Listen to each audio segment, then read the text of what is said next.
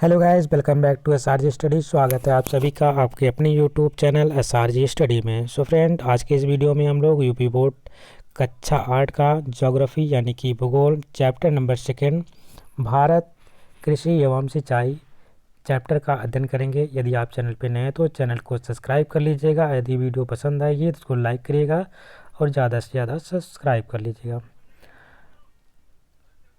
आइए शुरुआत करते हैं अभ्यास प्रश्न से। पहला प्रश्न है, निम्नलिखित प्रश्नों के उत्तर दीजिए। प्रश्न नंबर का में पूछा जा रहा है, निर्वाह कृषि और व्यापारिक कृषि में क्या अंतर है। तो उत्तर में लिखेंगे, जो कृषि केवल अपनी आवश्यकताओं की पूर्ति के लिए की जाती है उसे निर्वाह कृषि कहा जाता है। और ध्यान में रखेंगे, जिस कृषि का मुख्य उद्देश्य क्या होना चाहिए, बाजार में फसल बेचना हो उसे व्यापारिक कृषि कहा जाता है।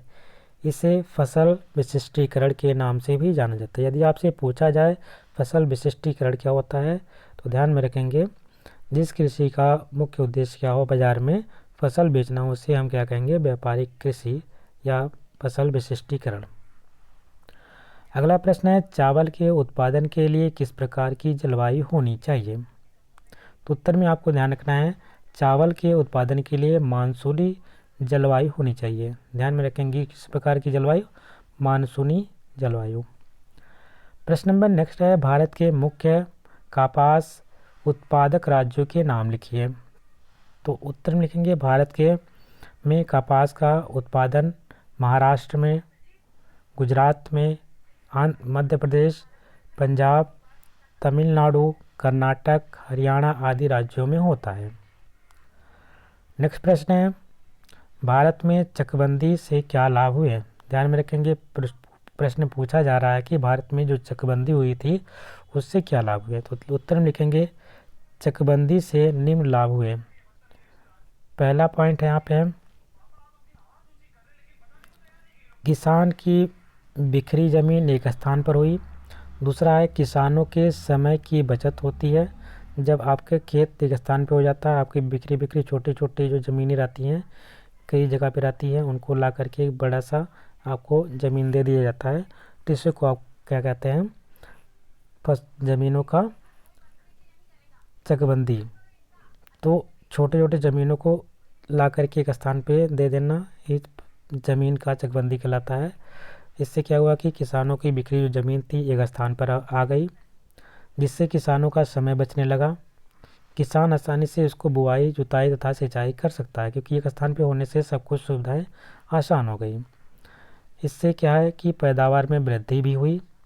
आगे देखते हैं, अगला प्रश्न है, हरित क्रांति क्या है, इसके प्रभावों को लिखिए। तो उत्तर लिखेंगे, सन 1966-67 में हरित क्रांति के माध्यम से कृषि उत्पादन के क्षेत्र में क्रांतिकारी परिवर्तन आया।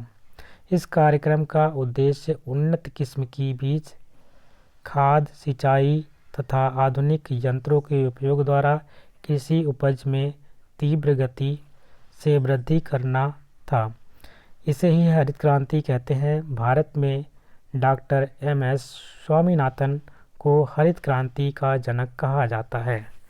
तो ध्यान में रखेंगे, खाद्यान्न उत्पादन में वृद्धि ही हमारी हरित क्रांति कहलाई।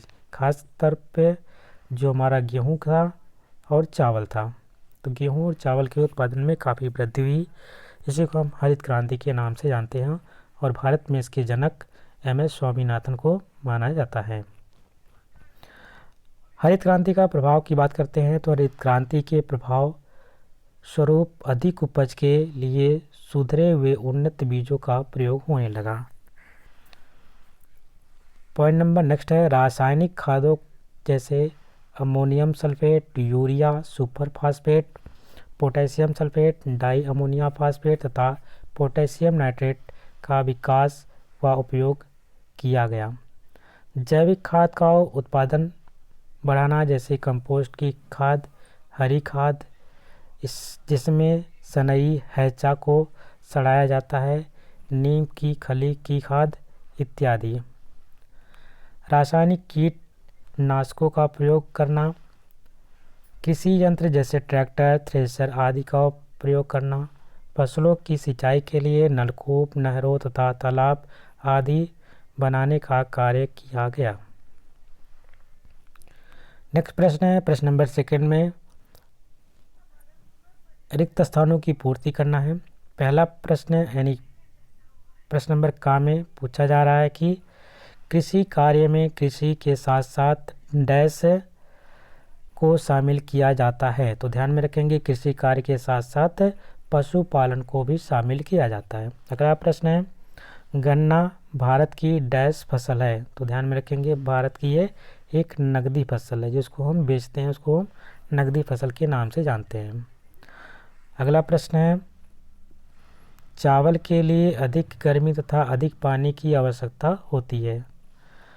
प्रश्न नंबर नेक्स्ट है खरीफ की फसल डैश वर्ष में प्रारंभ होती है और डैश वर्ष के में काटी जाती है। तो ध्यान में रखेंगे ये वर्षा ऋतु में प्रारंभ होती है और शीत ऋतु में काटी जाती है खरीफ की फसल। और एक आपकी रबी की फसल होती है और एक जायद की फसल होती है। भारत में सिंचाई का सबसे प्रचलित संसाधन क्या है? तो ध्यान में रखेंगे नहर जो है ये भारत में सिंचाई का सबसे प्रचलित संसाधन है। प्रश्न नंबर नेक्स्ट है निम्नलिखित के सही जोड़े बनाइए। रबी की फसल की बात करते हैं तो गेहूं जो हमारा है रबी की फसल है, खरीफ की फसल चावल है और जायद की फसल खरबूज तरबूज ककड़ी ये सब आपके जायद फसल के अंतर्गत आते हैं। प्रश्न नंबर नेक्स्ट है यहाँ पे क्या करना है सही के सामने सही और गलत के सामने गलत का निशान लगाना है। इसमें से पहला प्रश्न पूछा गया है सोनारा व सरवती धान की उन्नत किस्म है, ये बात सही है गलत? तो ध्यान में रखेंगे गलत है। खाद्य संरक्षण के लिए शीतघरों का निर्माण किया गया। तो खाद्य संरक्षण के लिए शीतघर यानी कोल्ड स्टोरेज को कहते हैं, बिल्कुल बात सही है। आगे देखते हैं चकबंदी में किसानों के खेत अलग अलग बिखेर दिए जाते हैं, गलत बात है क्योंकि चकबंदी से क्या होते हैं जो किसानों के बिखरे हुए खेत होते हैं एक स्थान पर आ जाते हैं, इसलिए ये पॉइंट आपका गलत हो जाता है। और लास्ट पॉइंट है उत्तर भारत में नहरें सिंचाई का प्रमुख साधन है। तो बिल्कुल बात सही है। अभी आपने ऊपर देखा भारत में सिंचाई के लिए सबसे हम प्रमुख रूप से नहरों पर डिपेंड रहते हैं, इसलिए उत्तर भारत में नहरी सिंचाई का प्रमुख साधन है, बिल्कुल बात सही है। और यही आपका लास्ट प्रश्न था इस चैप्टर का। आशा करते हैं आपको वीडियो पसंद आई होगी। अगर वीडियो अच्छी लगी है तो उसको लाइक करिएगा, शेयर करिएगा और चैनल पर नया है तो चैनल को सब्सक्राइब कर लीजिएगा। मिलते हैं एक नए वीडियो में, तब तक के लिए नमस्कार, जय हिंद।